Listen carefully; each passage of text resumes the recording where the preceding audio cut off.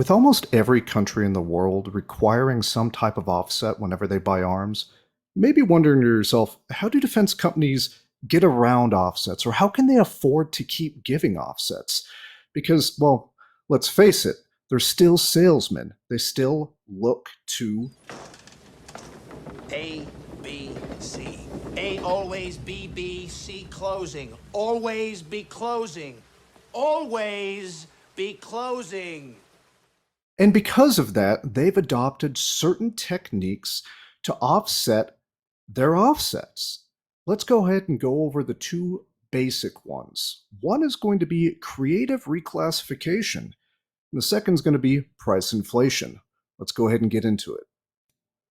Creative reclassification is basically a fancy way of saying, I'm going to try to screw you over on price.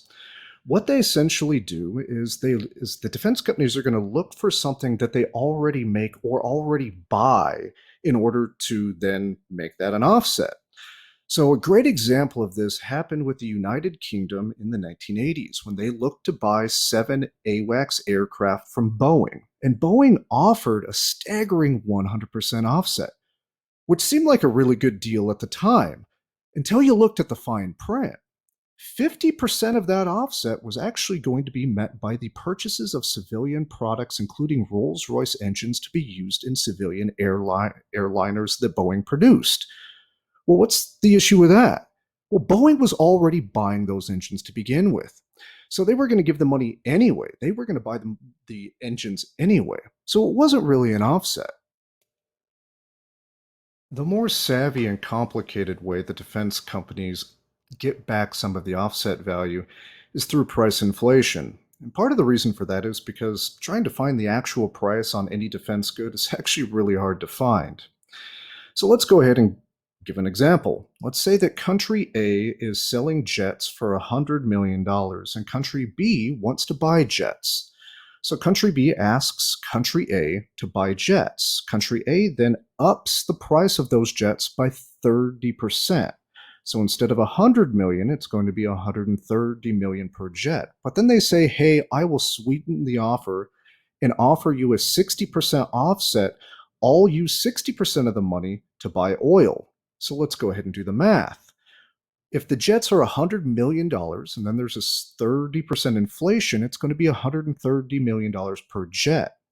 $130 million per jet, they're offering a 60% offset, and that means they're going to be offering to buy $78 million worth of oil, which basically comes out to $52 million per jet. Well, what's the issue with this? If we break down the math, that's the equivalent to the purchaser paying full price for the jet's $100 million and then selling oil for a 40% discount. So if you do the math, 100 million minus 48 million, we got the $48 million of oil from the $78 million minus the $30 million, which equals a 40% discount on oil. So who actually got a good deal? The buyer didn't get a good deal unless they couldn't offload the oil for less than the 40% discount that they're giving the country in order to offset the sale of jets. Pretty savvy, huh? And now you're probably wondering, does price inflation actually happen? Because in the first example of creative reclassification, I gave you an actual real-life example. Well, let's take a look at what the research says. In a survey of 2 industrial contractors carried out in the UK, it was found that offsets do cost more than an off-the-shelf purchase. And, not surprisingly, vendors seek to include most of the premium in the selling price. Another research study showed that Belgium has had to pay an estimated 20 to 30% in quote-unquote overcosts in conjunction with offsets tied to its military procurement.